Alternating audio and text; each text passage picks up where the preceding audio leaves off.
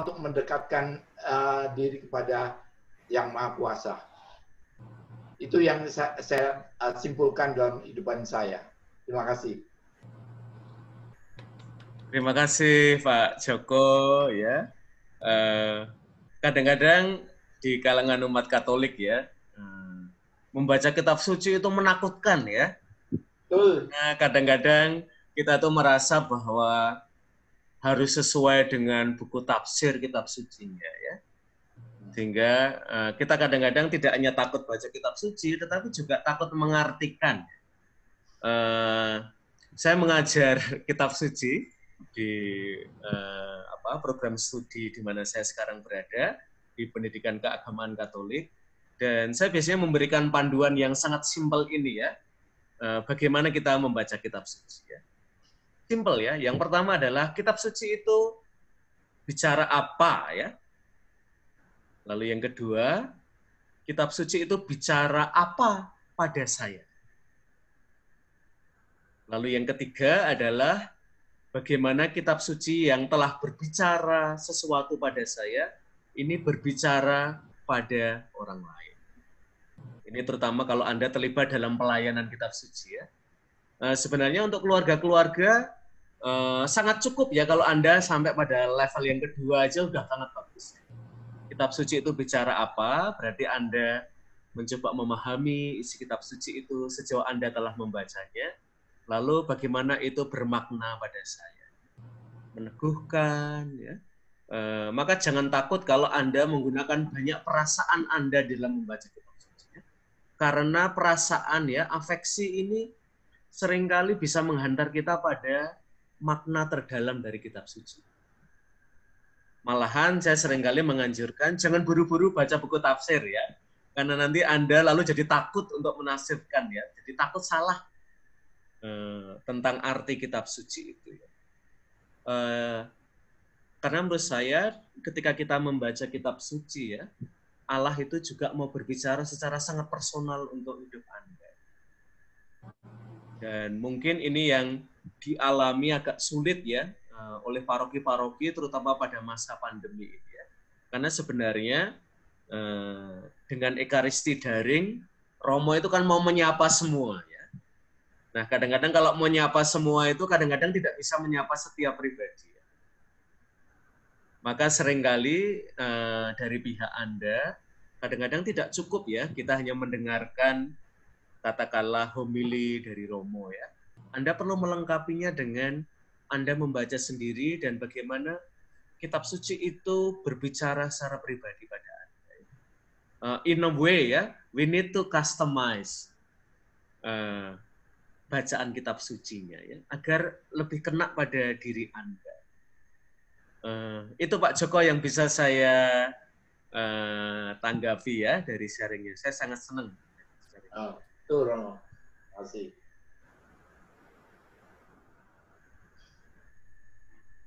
Silahkan, apakah ada yang lain yang mau sharing? Terima kasih Romo.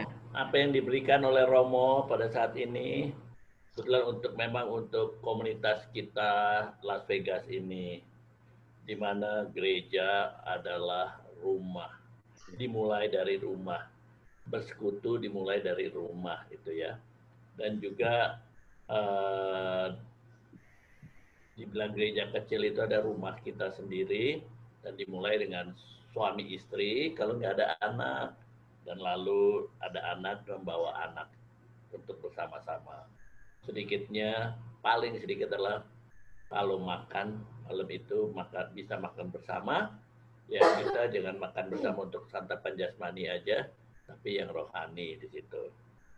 Dan juga pengalaman saya itu yang saya didik anak-anak dari waktu masa dia umur 5 tahun, 7 tahun gitu, untuk sama-sama begitu ya.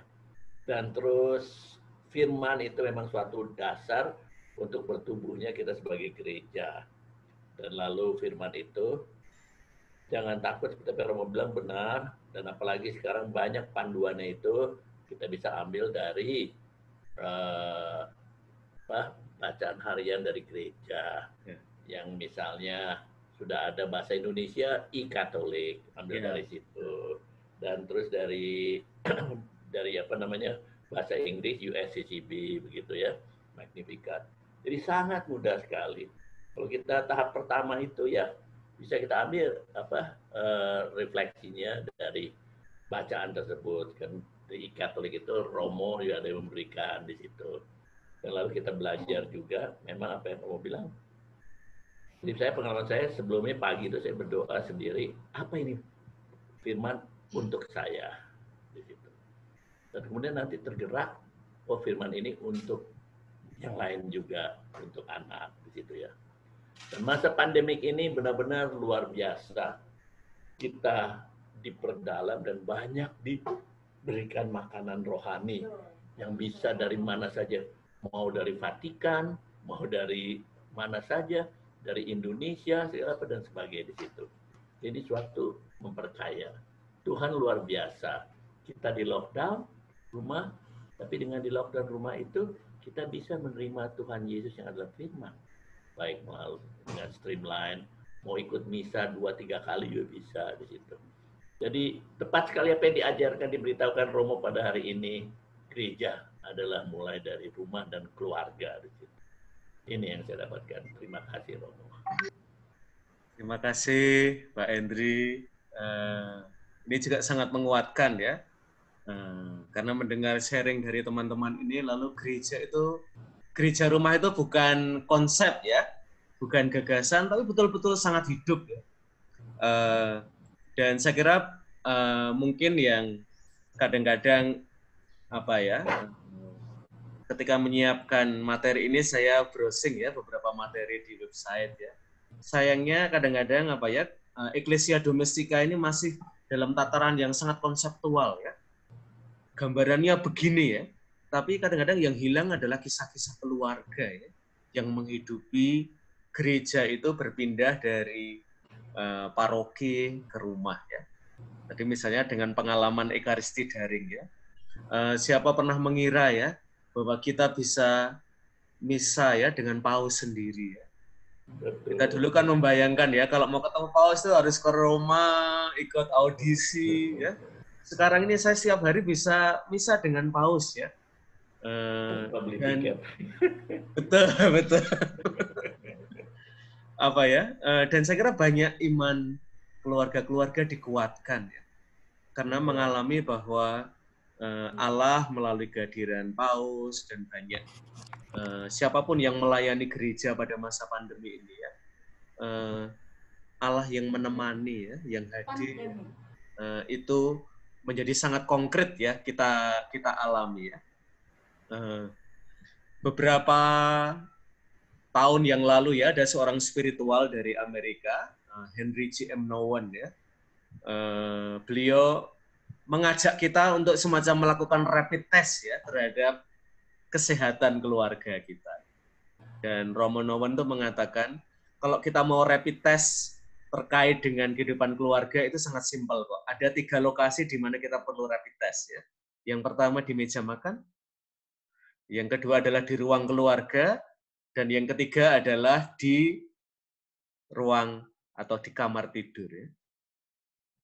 Di meja makan, apakah saya masih bisa makan bersama ya? Lalu kemudian di living room, apakah saya masih bisa berdoa bersama? Dan kemudian di tempat tidur ya, apakah saya masih bisa tidur bersama pasangan hidup saya ya? Nah, kalau rapid test terhadap 3 tempat ini negatif semua ya, kita perlu mengecek kesehatan keluarga kita ya.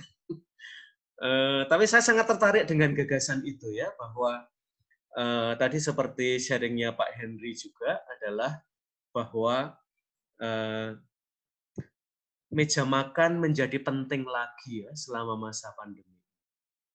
Dan tidak hanya untuk makan, sebagaimana sharing Pak Henry tadi ya, santapan rohani pun kita bawa ke meja makan ya, yang kita biasanya pengen cepet-cepet di situ ya, karena makan nggak penting ya. Kalau kita sibuk itu kan kadang-kadang makan nggak penting ya.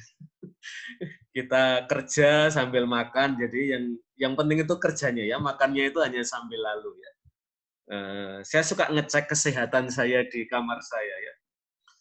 Kalau mulai ada piring, lalu cup di kamar saya, berarti hidup saya sibuk sekali.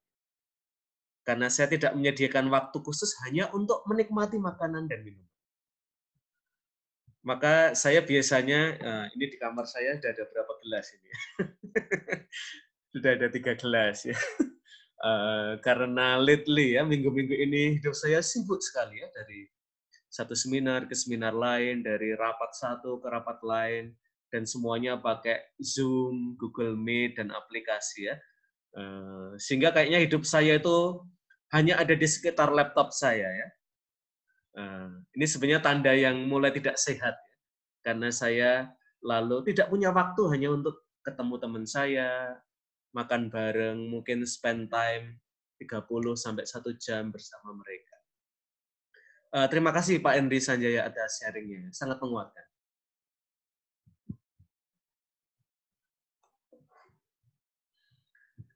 Silahkan, ada yang mau sharing, tanya pada umat lain boleh ya, tidak harus pada saya.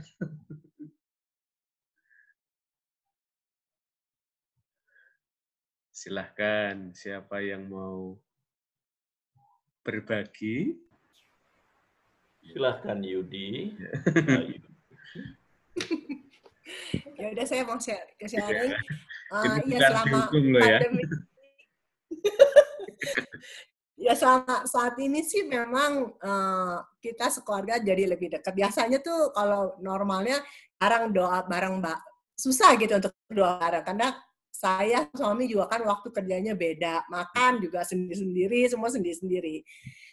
Anak gede jadi juga suka sendiri-sendiri. Selama pandemik ini kita bisa streaming sama-sama, doa kadang sama, makan juga masih bisa doa sama. Terus juga yang bagus lagi selama pandemik ini, suami saya pun si Buyung itu makin lebih dekat sama Tuhan, karena kan dia sibuk setiap acara Sabtu Minggu, karena dia sibuk nggak ada waktu.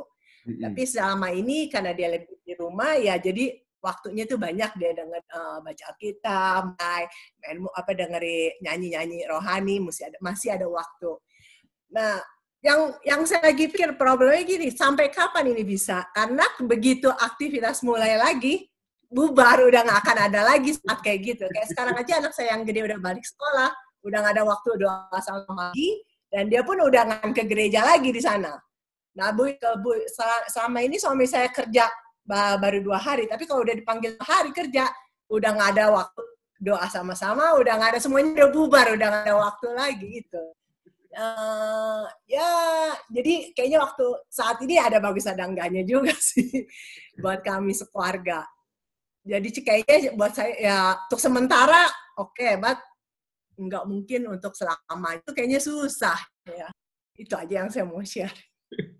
Terima kasih. Terima kasih. Ya, betul ya. Nanti ketika kalau di Indonesia ada istilahnya ini ya, adaptasi kebiasaan baru ya. Jadi semacam post pandemi ya. Memang ada kekhawatiran ya. Banyak hal yang luxurious selama masa pandemi ya. Intimasi bersama anak, bersama suami, bersama tante, bersama orang tua kita di rumah ya. Kayaknya akan hilang begitu nanti everything goes back to normal gitu ya. Maka memang ini ya, intimasi terutama nanti ketika kita kembali pada ritme yang kurang lebih rutin lagi ya. Menurut saya memang perlu kita cari ya. Maka saya seringkali bilang ya, intimasi terutama nanti ketika Anda sudah balik pada ritme sibuk lagi ya, perlu kita cari-cari dan kadang-kadang perlu kita curi-curi ya. Saya ingat ya, beberapa tahun lalu ketika saya melayani umat Katolik di Bay Area ya, ada sebuah keluarga yang malam-malam itu telepon saya ya, instead of emergency ya, tidak emergency ya, tapi emergency keluarga mereka. Ini keluarga yang sebenarnya tidak selalu saya lihat rutin ke gereja WKICU ya, tapi pada momen-momen tertentu keluarga ini datang ya. Dan malam-malam mereka telepon ya, karena mereka lagi berantem ya. Dan mau cerai ya. Lalu akhirnya saya, ya udah kalian datang aja ke rumah saya, jam berapapun kalian datang, tak terimalah ya. Karena ini emergency banget ya. Lalu mereka datang ya, seorang ibu dengan suaminya dan dengan 3 atau 4 anaknya ya, saya lupa, masih kecil-kecil ya. Dan saya melihat ada wajah kelelahan ya, baik dalam diri ibunya maupun bapaknya gitu ya. Bapaknya sangat super sibuk, sehingga yang dia bayangkan ketika pulang ke rumah itu nonton football atau baseball ya. Tidak ada waktu lain yang boleh diganggu oleh istrinya. Istrinya adalah full timer, ibu rumah tangga, yang kelihatan capek banget gitu ya. Bahkan kalau saya boleh mengamati ya, ibu ini sampai tidak punya waktu untuk mengurus dirinya. Agak ngelomprot begitu ya, penampilannya kayak pakai daster aja seharian gitu ya di rumah. Pokoknya saya concern banget ya, kok kayaknya ibu ini sampai nggak ada waktu untuk mengurusi katakanlah self care dia. Dan dalam situasi itu lalu katakanlah relasi mereka memburuk ya, menjadi bukan tidak ada masalah persoalannya barangkali tidak sangat serius ya, tetapi ada relasi yang hilang ya di dalam keluarga. Yang tertinggal itu dingin ya, relasi yang dingin. Dan mereka mencari, katakanlah setelah sharing agak lama, saya lalu tanya pada keluarga itu, kapan terakhir kali Anda sebagai keluarga itu keluar rumah ya? Just do activities yang kalian suka bersama anak-anak, bersama pasangan hidup. Dan mereka lama sekali nggak jawab pertanyaan saya ya. Nah, lalu saya mengira pertanyaan saya itu mungkin nggak terlalu jelas ya. Lalu saya tanya lagi ya, kapan kalian punya waktu untuk spend time sebagai keluarga? Di luar mungkin rutinitas yang ada di rumah. Gitu. Tapi pertanyaan saya lagi-lagi tidak segera dijawab ya. Lalu akhirnya saya tanya pada mereka ya, apakah pertanyaan saya tidak jelas? Lalu mereka agak ngambil ketawa ya. Romo, pertanyaannya sangat jelas sekali Romo. Tapi apakah perlu dijawab sekarang ya Romo? Saya nggak bisa menjawab apa sekarang ini Romo. Jadi kayaknya sudah mentok begitu ya. Jadi bahkan mereka itu tidak punya pikiran ya, misalnya pergi ke park, nonton bioskop bareng, makan bareng, karena jatuh dalam rutinitas di rumah, dalam hidup keluarga yang menyita hampir sebagian waktu mereka. Nah, saya kira nanti butuh kreativitas ya setelah masa pandemi ini berakhir ya, karena kita semua akan kembali ke rutinitas yang super sibuk ya. Keluarga-keluarga Amerika itu sibuk banget ya. Suami istri karena jadwal bekerja yang beda, seringkali nggak ketemu. Saya pernah di keluarga San Francisco ya, ada sebuah keluarga yang bapaknya buka restoran ya, lalu istrinya kerja seperti kebanyakan warga Indonesia yang lain.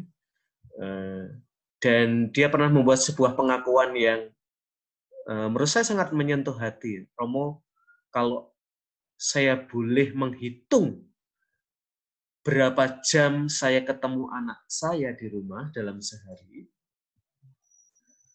waktunya tidak lebih dari 1 jam. Karena saya bekerja untuk katakanlah membuat besar restoran yang saya mulai. Saya ketika pulang anak saya sudah tidur, ya. Ketika saya mau berangkat anak saya belum bangun. Ya. Nah, saya kira kita perlu ini ya, intimacy itu perlu kita cari-cari dan kadang-kadang perlu kita curi-curi ya. Memang betul-betul kita perlu create kesempatan itu ya. Karena saya kira dalam rutinitas hidup kita, quality time itu menjadi sangat mahal ya. Saya ingat sebuah tulisan yang ada di kereta api BART ya di Bay Area ya. Talking is cheap, silence is expensive ya. Saya kira itu juga ya, quality time itu sangat ekspensif ya, terutama ketika kita kembali pada rutinitas hidup kita. Mudah-mudahan menanggapi ya jawaban saya. Terima kasih.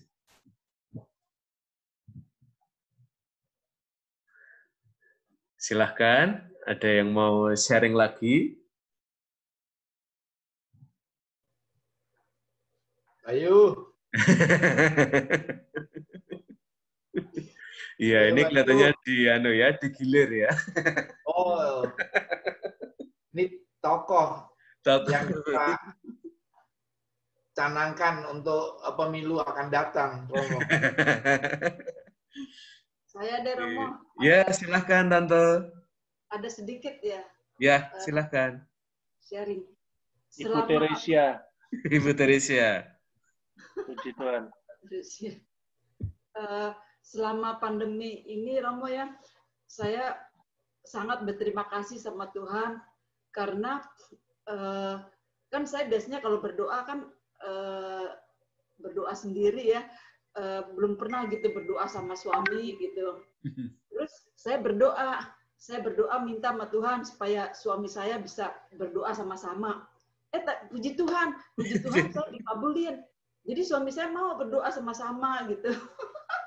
Sama-sama jam 12, jam 6, jam 3 kan ada doa malaikat Tuhan, doa apa tuh kerahiman ilahi, terus doa malaikat Tuhan lagi jam 6. Saya senang banget, Romo, saya senang bisa berdoa sama-sama. Benar, jadi berubah gitu. Jadi waktu di rumah kan jadi banyak, jadi kita bisa saling menguatkan gitu dalam doa. Saya senang banget, puji Tuhan. Iya, hanya itu. Terima kasih Tante ya. Terutama bagi banyak keluarga ya, menciptakan waktu bersama itu tidak gampang ya. Karena pekerjaan, lalu kesibukan, bahkan kadang-kadang di rumah bersama aja ya. Semuanya sibuk sendiri-sendiri ya. Yang saya lihat di keluarga-keluarga di Bay Area waktu itu ya. Kadang-kadang setiap kamar aja punya TV-nya sendiri ya. Jadi yang bapak-bapak mungkin lebih ke sport ya. Lalu ibu-ibu mungkin sinetron ya. Atau soap opera atau program yang lain, atau ibu-ibu saya kira di banyak keluarga di Amerika kadang-kadang sangat religius ya, mungkin channelnya religius agama terus ya, IWTN atau yang mana yang lain ya. Sementara bapaknya kok agama terus ya, bosen ya. Saya kira menemukan titik temu itu ya. Saya kira selama masa pandemi kita diberikan kesempatan untuk itu. Nah, saya kira memang pada tahap awal semacam ini ya, kegiatan-kegiatan rohani, perjumpaan dengan Tuhan itu kita jadwalkan ya. Jam 3, nanti jam 6 ya. Lalu mungkin jam 12 ya, itu kita jadwalkan ya. Nah, nanti kalau itu sudah terbentuk habit yang baik ya untuk berrelasi dengan Tuhan, sebenarnya tidak harus selalu strict ya.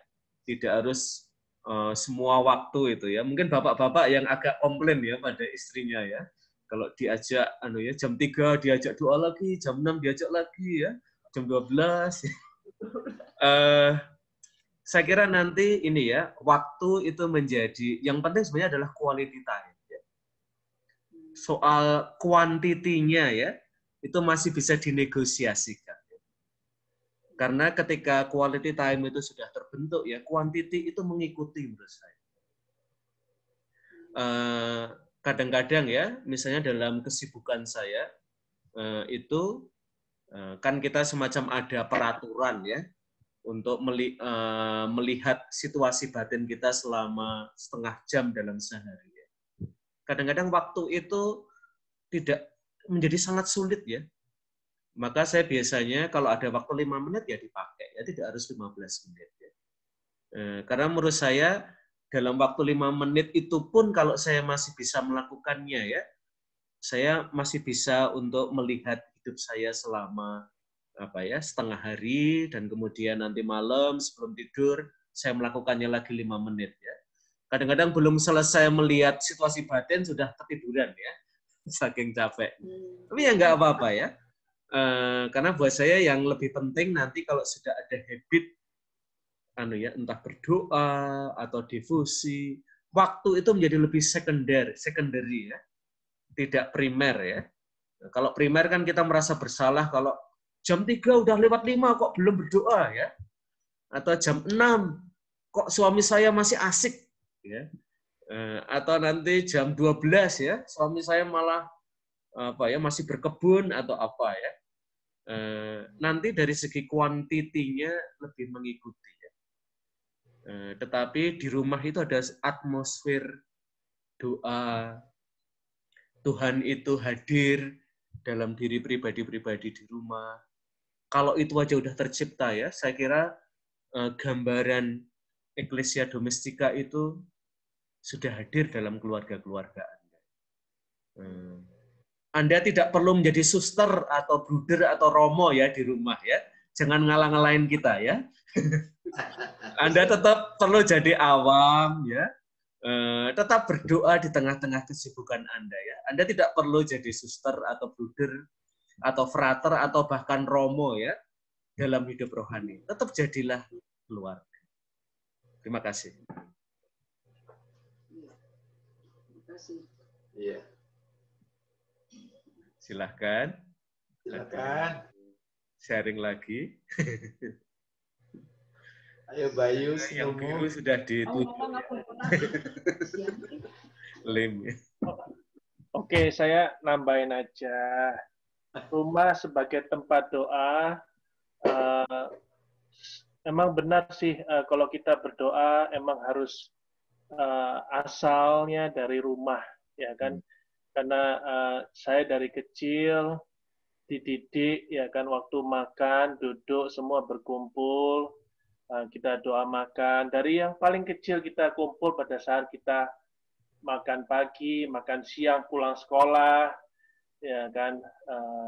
Terus malam, sebelum makan malam kita kumpul setelah mandi sore gitu ya. Saya di rumah itu sampai SD, terus SMP, SMA, saya di asrama, di Malang. Jadi hidupnya emang ya lebih teratur lagi, lebih disiplin lagi. Di asrama itu kita jam 5 pagi, jam 4:30 sudah dibunyiin itu bel. Ya kan jam 5, kalau belum bangun, fraternya tuh bawa semprotan air, ya kan? Jadi tembakin ini, karena 5:30, 5:25 pintu udah dikunci semua, 5:30 harus masuk kapel, ya kan? Itu pengalaman yang indah, tapi ya saya pikir ketika saya berangkat ke Amerika itu jadi bekal ya. Jadi walaupun kelihatannya pada waktu menjalaninya SMP, SMA itu, waduh, beratnya gitu ya. Anak muda masih capek, masih senang-senang lah ya. SMP, SMA itu saya ingat, saya di asrama 6 tahun, Romo, ya, di Malang. Terus saya merasakan setelah lulus ya, kuliah saya di Surabaya, terus emang nggak sampai lulus, terus kemudian berangkat ke Amerika. Ya kan, di Amerika ya kita bekerja, Romo, ya kan, dari nol, dari belum punya apa-apa, modal cuma 1 koper, Romo, hanya bawa koper aja sama badan ini aja yang melekat, badan, jiwa dan roh. Ayo kopernya isinya duit semua tuh, Romo. Kenapa? Kopernya isinya duit semua, dolar semua. Enggak, ini serius ini. Ya, saya datang Amerika itu orang Indonesia bilang apa? Pejuang devisa. Serius, ya kan? Makanya ya kehidupan rohani saya naik turun, Romo, ya kan? Karena namanya kita berjuang ya, kita nggak ada siapa-siapa. Waktu saya datang ke Amerika ya saya sendiri, ya kan? Berjuang dari nol, jadi kehidupan rohani itu naik turun, ya ada kekeringan, ada juga kita senang, ada waktu senang, wah dapat naik gaji, ya kan bosnya baik, ada juga ntar kering lagi, ada juga kita tersinggung dengan teman-teman pelayanan, ya kan. Tapi puji Tuhan, Tuhan itu baik, Romo, ya kan. Biar gimana pun kita kadang sebagai anaknya itu tidak setia kadang ya. Kadang kita melupakan orang bilang kan kamu ke Amerika itu berkat, ya kan. Orang mau ke Amerika itu susah minta ampun, ya kan. Tapi kamu di Amerika itu sudah jadi berkat. Tapi kan mereka nggak tahu kita di sini jadi kuli sebenarnya, ya kan. Tapi ya itulah. Terkadang kita saat kita di Amerika kadang kita menyia-nyiakan gitu kan berkat ini, ya kan. Tapi puji Tuhan, Tuhan itu baik, Tuhan itu masih memberikan kesempatan kepada anak-anaknya untuk kembali, ya kan. Seperti kayak anak hilang, ya kan. Kita itu seperti anak hilang, kalau kita kembali Tuhan itu memestakan kita, ya kan. Tapi saya kembali lagi saya bilang doa itu dimulai dari rumah, ya kan. Jadi puji Tuhan saya dasarnya itu kuat, ya kan. Jadi kalau orang bilang itu kan bangun pondasi rumah jangan di atas pasir, ntar kena air laut ini dia hanyut. Saya puji Tuhan orang tua saya sangat beriman dan juga memberikan pengajaran teladan hidup sebagai orang Katolik itu, ya kan. Jadi walaupun saya di Amerika sendiri nyeleweng, masih bukan nyeleweng, maksudnya nyeleweng kan katanya kurang bagus ya, maksudnya ke kanan ke kiri, ya kan. Pernah jatuh dalam lembah dosa. Ya dulu saya suka judi, Romo, saya buka sedikit aja, ya kan. Kalau saya judi itu waduh, 2 hari itu nggak pulang, kepala sampai panas, makanya botak sekarang. Saya sedikit intermezzo. Cuman Tuhan itu, makanya saya bilang kembali lagi, orang tua saya, dia kasih saya fondasi, ya kan, dari kecil. Emang kelihatannya pahit ya, orang diajak doa itu susah, ya kan. Orang kalau main video game kan lebih seneng ya. Tapi saat kita udah dewasa, ya kan, maksudnya saat saya seumuran gini bukan seperti Pak Joko, seperti saya ini, oh ternyata ada faedahnya, ya kan. Waktu kita masih kecil, aduh suruh doa tuh abot, Romo, ya kan. Apalagi doa rosario, apalagi ikut pembaruan karismatik, waduh. Ya kan, kalau Romonya homili itu bisa 1,5 jam, ya, ya kan. Ikut pengajaran di Tumpang itu retret, aduh sudahlah. Kalau yang datang itu yang tua-tua udah bosan, Romo. Tapi kalau ikut camping rohani, waduh senangnya minta ampun. Tapi puji Tuhan, makanya saya menggarisbawahi kalau emang doa di dalam keluarga itu sangat penting, dan juga walaupun kita tidak bisa melihat sekarang, tapi suatu hari pasti bisa berguna baik bagi kita, bagi anak-anak, istri, dan bagi sesama yang melihat kita di dalam komunitas ini, Romo. Terima kasih. Terima kasih sharingnya ya, Lim. Menarik sekali ya. Ini mengingatkan saya bagi banyak keluarga Katolik ya. Sekolah doa itu tidak di living room ketika kita doa keluarga. Mungkin belum juga di tempat tidur ya, di mana pasangan itu berdoa bareng. Mungkin sebagian besar sekolah doa kita itu ada di meja makan. Ketika bapak atau ibu ya itu mempersilahkan anak-anak ya, yang pasti doanya itu belum sempurna ya, salah-salah, nanti di tengah-tengah berhenti, nggak tahu mau melanjutkan gimana ya. Tapi semua itu diberi ruang ya oleh keluarga ya. Dan buat saya sendiri melihat bahwa meja makan adalah sekolah doa ya, yang paling alamiah bagi sebagian besar dari kita ya.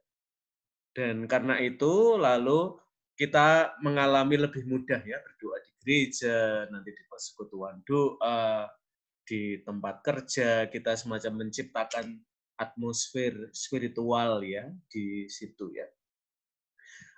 Maka salah satu latihan, saya tadi udah bicara tentang 3 lokasi ya, rapid test kesehatan keluarga ya. Maka misalnya di meja makan ya, mungkin baik kalau pada waktu-waktu tertentu ya kita bertanya ya, apakah ada pribadi-pribadi yang hilang dari meja makan kita?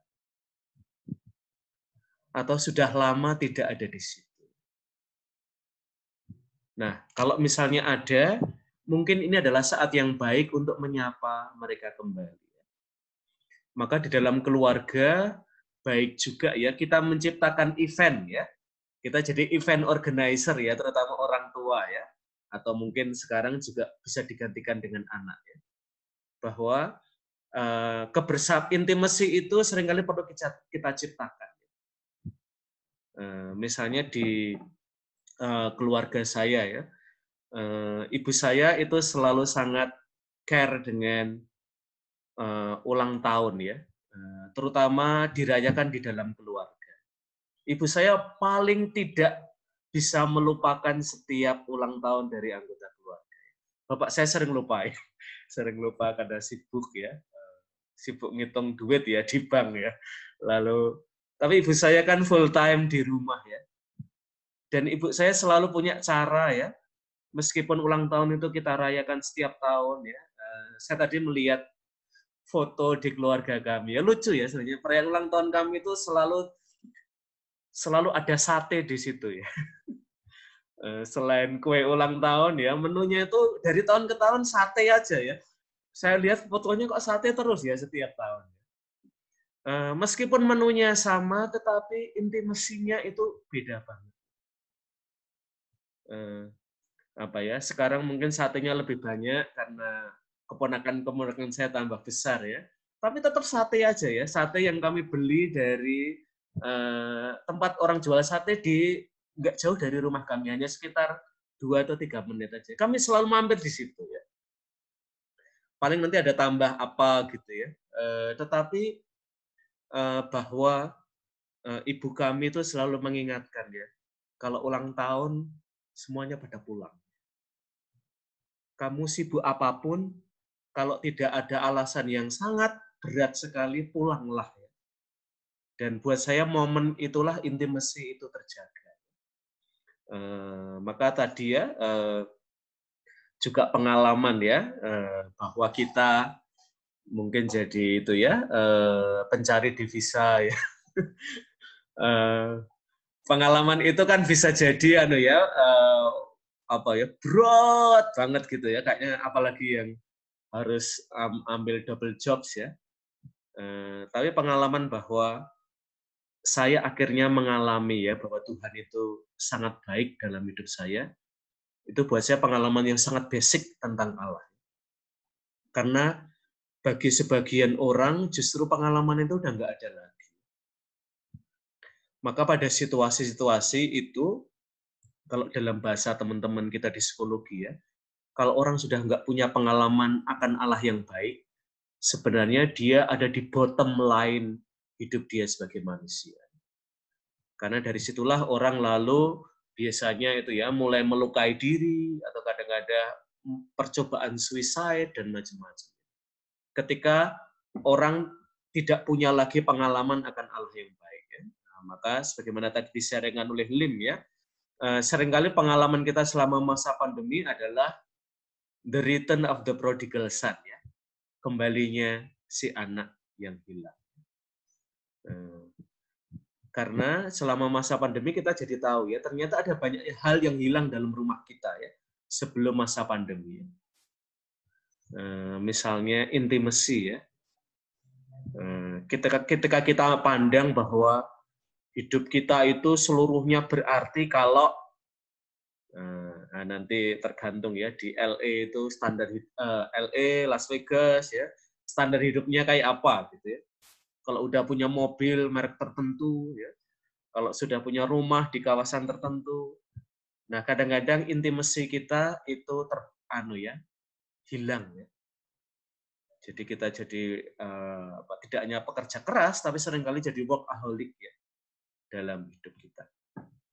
Oke, terima kasih Lim atas sharingnya. Apakah masih ada yang mau sharing lagi? Mau nambahin aja itu, tadi Romo kan bilang intimacy ya. Yeah.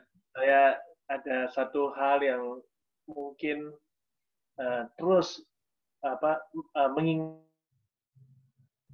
Saya tuh 6 tahun di asrama ya kan. Yeah. Orang bilang, wah ini kalau di asrama itu pasti bandel deh orangnya, ya kan. Ya, orang Jawa bilang mokong-mokong ini ya. Ya. Tapi emang saya lihat sih selama saya 6 tahun di asrama emang ada benernya sih, ya kan. Jadi waktu tidur siang kita lompat pagar, ya kan. Waktu jam belajar kita lompat jendela, lari, ya kan. Ntar kalau waktu tidur siang supaya tidak ketahuan, jadi taruh guling aja sama selimut, ya kan. Tapi kembali saya bilang intimacy itu ada orang tua saya khawatir juga, ya kan. Jadi mengenai intimacy itu, jadi mereka membatasi saya dalam hal 1 minggu sekali kan kita dikasih acara bebas hari Minggu setelah misa pagi, ya kan. Jadi mereka datang ke Malang itu ke asrama setiap minggu membawakan rantang, maksudnya makanan rumah, homemade ya. Mama saya masak pagi-pagi. Jadi itu yang kelihatannya kecil sekali, ya, tapi itu yang terus teringat sampai saya sekarang. Jadi walaupun mungkin kelihatannya waktu saya melakukan itu, waduh, papa mama ini nggak sayang ya diusir gitu ke asrama, ya kan. Emang kumpulnya ya bandel-bandel semua dari luar pulau ya, banyak sekali dari Kupang ya kan, dari Irian Jaya juga ada, orang dari Makassar ada, Ambon ada, ya kan. Emang sekolah itu terkenal di Malang di Jawa Timur, ya kan. Jadi saya merasa intimacy itu yang terus mengingat kita kembali lagi kita itu disayang sama orang tua, walaupun pada saat itu wah benar-benar deh kesepian di asrama, ya kan.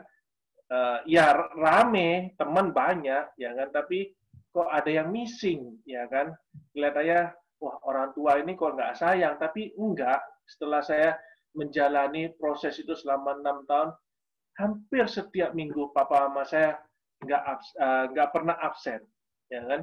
Jadi mereka membawakan makanan rumah yang sederhana itu, sehingga itu yang melekat di hati saya, itu kasih orang tua, walaupun kita jauh, mereka tak memperhatikan, tapi kan jauhnya itu tujuannya baik ya, supaya bisa mandiri, ya kan, bisa menentukan sikap atau dan lain sebagainya. Itu mengenai sharing saya mengenai intimacy itu. Terima kasih, Raul. Terima kasih ya. Ini saya kira nanti akan menjadi tantangan juga ya, untuk terutama kalau bapak-bapak ini kerja di luar, lalu ibu-ibu jadi full timer ya di rumah ya. Karena ketika misalnya para ibu ini full timer di rumah ya,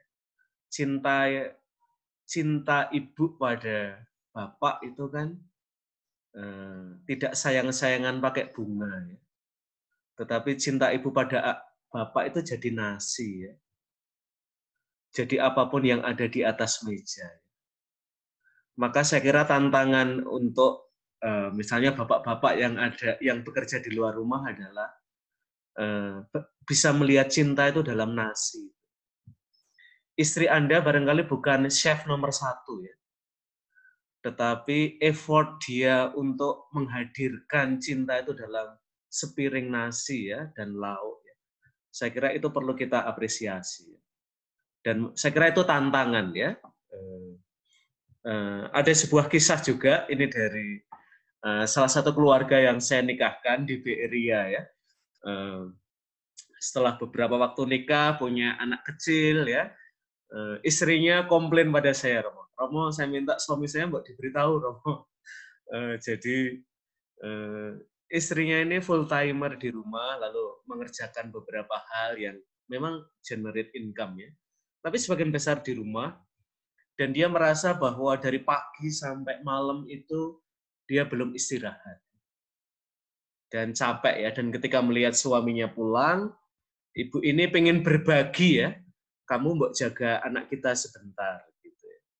Biar saya bisa mandi lalu istirahat sebentar ya.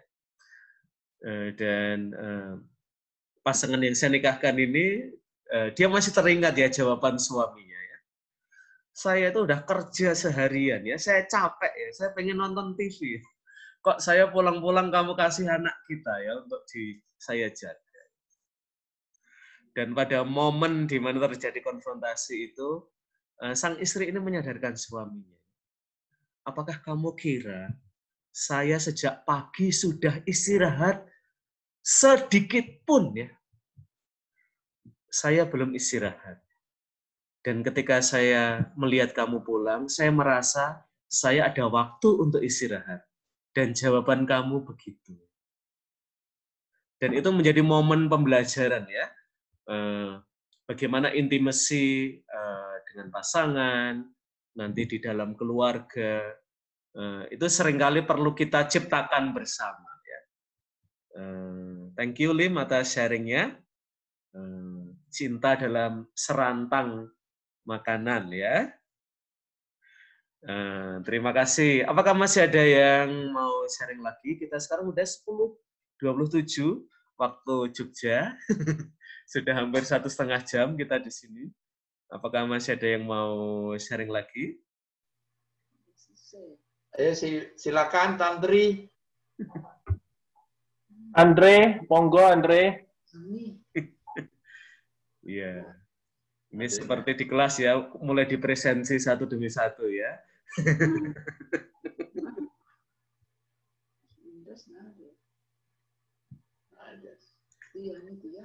Yani, silakan. Yani, silakan di-unmute. Silakan, Yani. Teman-teman, Romo. Ya, saya cuman mau sharing sedikit aja. Silakan. Ya, bahwa kita harus selalu mensyukuri apapun yang terjadi, apapun yang Tuhan kasih. Dan dengan adanya pandemi ini pun kita juga harus bersyukur. Karena dengan pandemi ini yang dulunya kayaknya di rumah nggak pernah ketemu. Saya dulu kerja jam 4 sampai jam 12 siang. Suami kerja sama kuliah jam 9 sampai 9 malam. Dia pulang, saya udah ngantuk. Jadi cuman bukain pintu, ngambilin snack sedikit, terus saya tidur. Terus besok paginya jam 3 pagi udah siap-siap berangkat kerja. Gitu. Tapi dengan adanya pandemi ini, jadi rapid testnya lolos semua, positif semua. Itu yang harus disyukurin. Jadi ya segala sesuatu harus disyukurin dan pokoknya ya terus berdoa lah ya, Tuhan akan memberikan jalan yang terbaik. Mungkin sekarang saya di layoff tapi pasti semua udah diatur lah, saya percaya itu, dan ya saya yakin semuanya akan berjalan dengan baik sesuai dengan rencananya. Yang penting kita tetap berserah diri dan percaya, dan sekarang juga jadi ada waktu untuk berdoa bersama gitu, Romo. Ya, itu aja yang saya mau sharing. Terima kasih. Terima kasih.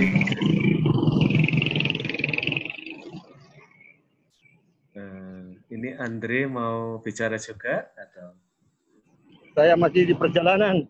Oh iya. Lagi on the way. Lagi driving dari donor darah. Oh Jadi saya iya. sampai di rumah. Ya, ya. 15 menit lagi lah. Oke. Terima kasih Yani atas sharingnya ya. Pengalaman kenal layoff, kira juga pengalaman yang nanti saya harap menjadi pengalaman keluarga ya. Bahwa ada sesuatu dalam hidup kita yang perlu kita tata ulang.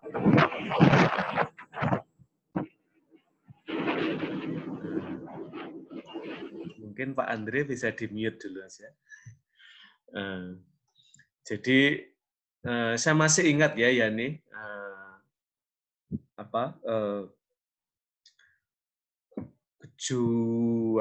sekitar 5 tahun yang lalu ya, ibu saya itu kena stroke ya,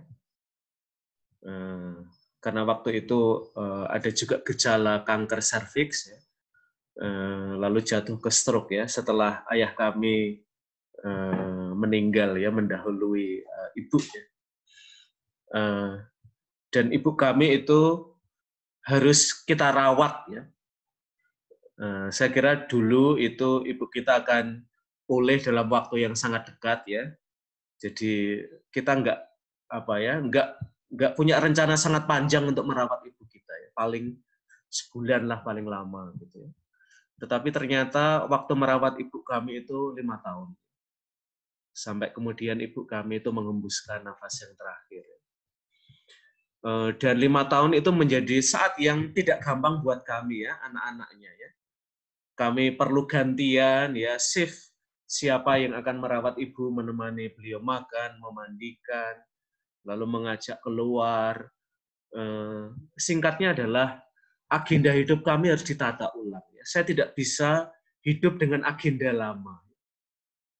Nah, saya kira pengalaman masa pandemi adalah bagi banyak keluarga juga kita perlu menata ulang ya, ritme hidup kita, agenda-agenda hidup kita ya, termasuk ketika misalnya salah satu kena layoff ya, lalu yang lain barangkali jam kerjanya lebih panjang ya karena harus katakanlah bekerja tunggal ya untuk ekonomi keluarga. Saya kira poinnya adalah kita menata ulang, membicarakan lagi ya, sehingga misalnya ya, ini pengalaman saya dengan umat di Bay Area ya, ada seorang suami yang dua-duanya lulusan dari Universitas Mentereng ya di Berkeley ya. Tetapi saya merasa bahwa suaminya itu hampir mendekati ini ya, ada mental ill gitu ya, karena dia di layoff ya. Jadi dari semula dia menjadi tulang punggung yang paling pokok dalam keluarga dan kemudian dia harus bergantung pada istrinya. Dan ya saya sendiri sangat khawatir ya karena semacam sampai pada hallucination ya. Dia melihat roh, lalu istrinya dibuntuti orang, pokoknya psychologically sudah pada level yang bottom line ya, karena sudah sampai pada halusinasi. Ya. Saya kebetulan dekat ya dengan keluarga itu, karena dulu Mudika juga ya. Lalu waktu itu dia juga sangat terbuka untuk cerita itu ya. Apakah ini pengalaman spiritual ya, karena bisa melihat roh-roh yang tidak kelihatan itu ya. Waktu itu saya bilang sangat sederhana pada dia. Ya. Saya kira kalau kamu bisa mensyukuri bahwa kamu sekarang ini dicukupi oleh istri kamu, ya, roh-roh yang membayangi kamu itu akan hilang. Tapi selama kamu itu preoccupied ya, dengan kamu merasa tidak berdaya, saya laki-laki kok tidak memberi nafkah di dalam keluarga ya, ketika kena layoff ya, saya nggak tahu tahun-tahun di mana ya mendekati pemilihan presiden juga ya, di mana ekonomi agak memburuk di US ya waktu itu. lalu dia bisa kembali normal ya, tidak halusinasi lagi ya. Karena dia bisa mensyukuri ya bahwa hidup saya menjadi mungkin sekarang karena istri saya yang bekerja. Nah, saya kira untuk Yani dan mungkin juga keluarga-keluarga lain yang mengalami pengalaman serupa ya selama masa pandemi ini ya. Buat saya, pesan saya untuk Yani adalah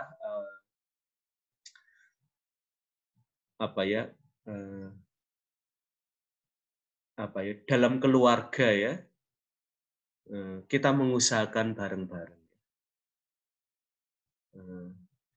Maka di dalam keluarga juga tidak ada kalkulasi ya, siapa yang memberikan kontribusi lebih besar, siapa yang kurang memberikan kontribusi. Kontribusi yang diberikan oleh semua itu punya bobot yang menurut saya seimbang ya. Mungkin sekarang ya, Yani karena kena layoff ya, mungkin bobot kamu sekarang tidak dalam mencari income yang bisa dihitung ya, berapa ribu dolar ya. Tetapi yang Yani lakukan di rumah sekarang ini untuk membuat rumah tangga itu jalan ya selama masa pandemi. Dan kemampuan kamu untuk menjadi katakanlah akuntan di rumah ya, buat saya itu perlu diapresiasi ya oleh pasangan hidup kamu, anak-anak kamu, mungkin juga orang tua yang ikut di dalam keluarga kamu. Sambil tentu menunggu ya, ada kemungkinan bahwa Yani bisa masuk lagi dalam dunia kerja seperti sebelumnya. Saya kira itu Yani yang bisa saya, terima kasih ya atas keterbukaan Yani ya. Karena apalagi dalam konteks US ya, kadang-kadang bernilainya kita itu kadang-kadang kita hitung ya dengan how much money ya I can generate from my work ya. Dan kadang-kadang karena keterbatasan finansial lalu kita sulit untuk keluar dari rumah, nggak pede ketemu yang lain. Ini pertanyaan yang waktu itu kita coba biasakan di Bay Area ya, terutama di kalangan tante-tante dan om ya. Terutama nanti kalau ketemu Lim dan orang-orang muda yang katakanlah memulai karir dari nol gitu. Tante-tante, om, Mbok, jangan selalu pertanyaan pertamanya itu adalah gajimu berapa. Kadang-kadang we need to avoid that kind of question ya. Karena hidup seseorang tidak ditentukan oleh semuanya oleh itu ya. Dan kadang-kadang waktu itu di komunitas kami ya di BKIJ, kadang-kadang that's kind of pertanyaan yang langsung muncul di kepala ya ketika ketemu orang muda ya. Kamu kerja di mana? Gajinya berapa? Ya. Dan kadang-kadang membuat teman-teman yang mulai karir dari nol ini nggak pede ya, menghindari tante-tante dan om ya. Apalagi kalau Iya, Romo. Tadi saya confirm juga itu. Terkadang makanya saya awal-awal datang ke Amerika, ditanya kerjanya di mana. Ya kan, saya jadi kuli, jadi tukang bersihin di restoran kan, busboy istilahnya. Yeah. Jadi nggak pede juga. Terus ditanya ya, udah punya green card belum? Waduh, saya ilegal, Romo. Ya kan, jadi kadang hal yang sepele itu jadinya kita itu, wah jadi males deh gabung deh. Ya kan, nanyanya gajinya berapa? Statusnya apa? Saya ilegal, nggak punya duit, hiring pengacara, baru datang saya. Kadang, ya itulah kadang, ya, nah makanya kan orang bilang kan, daging ini lemah, ya kan? Hal kecil kadang, jadinya males deh ngumpul lagi, ya kan? Jadi apalagi kalau kita datang cuma sebagai pekerja ya Romo ya, terus kumpul sama di LA, saya nggak bilang saya luka batin, cuman kadang di Los Angeles itu anak-anak sekolah, ya kan, anak babe semua, ya kan, mobilnya cantik-cantik, bagus, pakaiannya, saya pikir ya sudahlah kita berdoa di rumah aja, ya kan. Tapi ya itulah yang terjadi, ya kan. Tapi ya puji Tuhan, Tuhan itu baik, ya kan. Kembali lagi saya diberkati walaupun ya tidak sehebat mereka, tapi ya puji Tuhan bagi orang yang mulai dari nol, gitu Romo. Ya. Terima kasih Lim. Maka saya kira pandemi ini adalah undangan untuk menjadi manusia lagi ya. Manusia yang tidak dipermak-permak ya oleh make up, oleh aksesoris ya, tetapi just human ya. Kita menjadi manusia lagi apa ya, yang nilainya itu tidak ditentukan oleh hal-hal yang tempelan-tempelan itu ya. Title, gelar, pekerjaan, berapa gajinya, mobil apa yang ditunggangi, biasanya ke restoran mana, ya. Selama masa pandemi ini kan kemewahan-kemewahan itu dilucuti ya dari hidup kita. Dan akhirnya the most important thing is me as Lim ya. Tidak perlu ditambahi di belakang-belakangnya ada apa. Lim Suryong. Lim Suryong. Ya. Gimana? Cukup? Ya, saya rasa cukup dulu lah. Romo udah hampir 2 jam. Ya. Kalau boleh sekarang Romo kita minta Romo untuk doa dan berkatin kita untuk penutup. Terima kasih Romo. Oke, terima kasih teman-teman atas kesempatannya. Meskipun ini pertemuan pertama, saya tapi merasa sangat Anda sangat welcome terhadap kehadiran saya dan saya senang sekali ada di antara teman-teman. Mari kita berdoa. Demi nama Bapa dan Putra dan Roh Kudus. Amin. Tuhan, di ruang virtual ini Engkau mengumpulkan kami sebagai keluarga Katolik Indonesia di Las Vegas dan di tempat-tempat lain yang kami bergabung di dalam acara pendalaman iman ini. Kami secara khusus berdoa untuk saudara-saudari kami yang kena layoff, yang mencari pekerjaan, yang mungkin masa studinya menjadi terkatung-katung karena kebijakan luar negeri Amerika terhadap para pendatang. Kami mohon Engkau secara khusus menganugerahkan rezeki dan menjawab doa kami. Berilah kami rezeki pada hari ini. Semoga berkat-Mu senantiasa menyertai keluarga-keluarga yang bergabung dalam pendalaman iman ini. Tuhan beserta kita sekarang dan selama-lamanya. Semoga Anda semua mendapatkan kelimpahan berkat dari Allah Tritunggal Maha Kudus, demi nama Bapa dan Putra dan Roh Kudus. Amin. Amin. Terima kasih semua rekan-rekan. Terima kasih. Terima kasih Romo. Sama-sama. Terima kasih Romo. Terima kasih. Sehat-sehat Romo. Ya, Terima kasih Romo.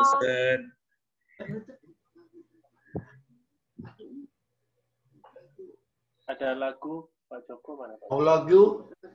Alright. Saya leave dulu ya. Oke. Bye-bye. Terima kasih. Boleh, Tuhan mau solid dulu. Mau jemput si Buyung, mau pulang kerja ya. Bye-bye Romo, thank you Romo. Oke. Bye. Oke.